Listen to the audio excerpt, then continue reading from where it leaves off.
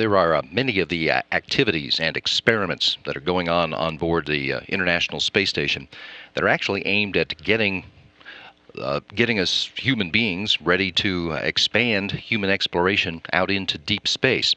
The International Space Station is NASA's springboard to the exploration of asteroids and eventually to Mars, and NASA is actively preparing for those missions right now.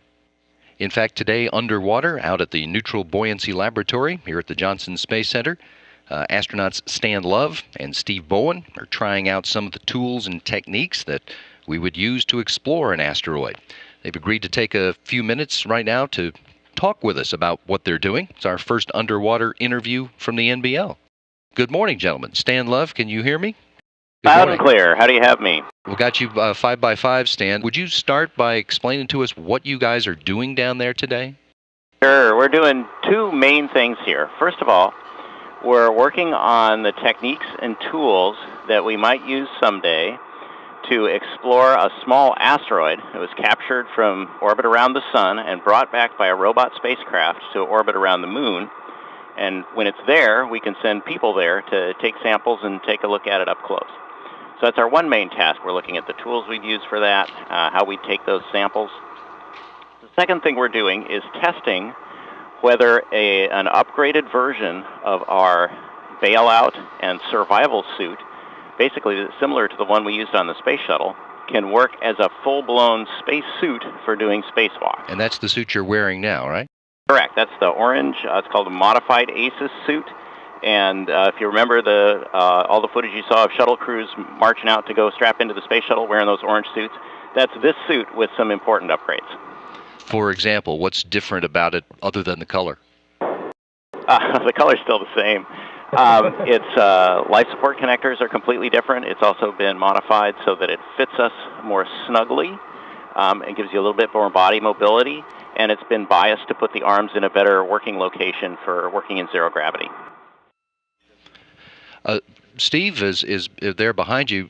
Can you tell us a little, Steve, how working in this suit and on this sort of a project would be different than the kind of tasks you've done on 7 spacewalks on the space station?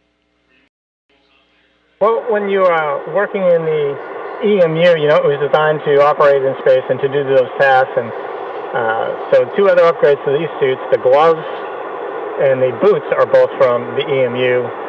So they help with your ability to do work. And originally, Orion was designed without any EVA capability at all. And the crew office and some others felt very strongly that we needed to have a contingency capability.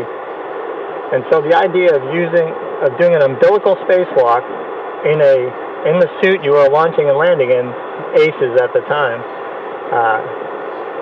came to be a concept. And so once we tested that, we found that we actually had better mobility than we anticipated.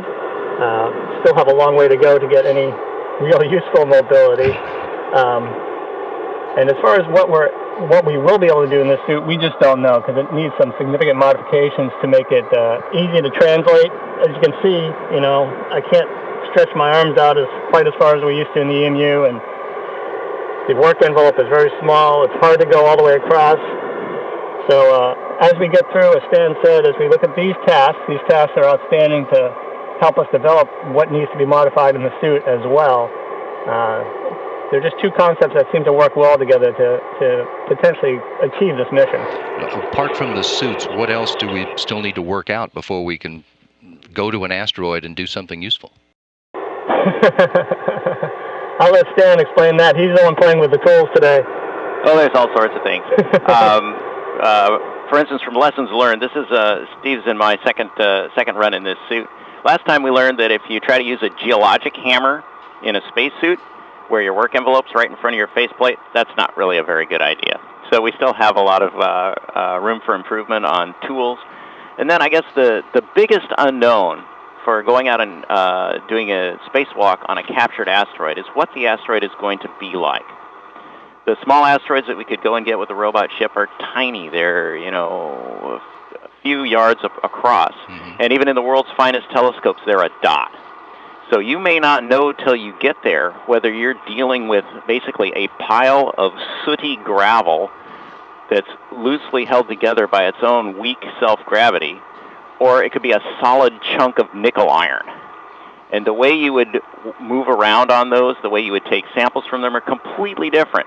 And at this point, we just don't know what we're getting. So we're kind of exploring what we can here in the pool so that on the real day we can have a better chance of doing it correctly. And that's exactly why we do it.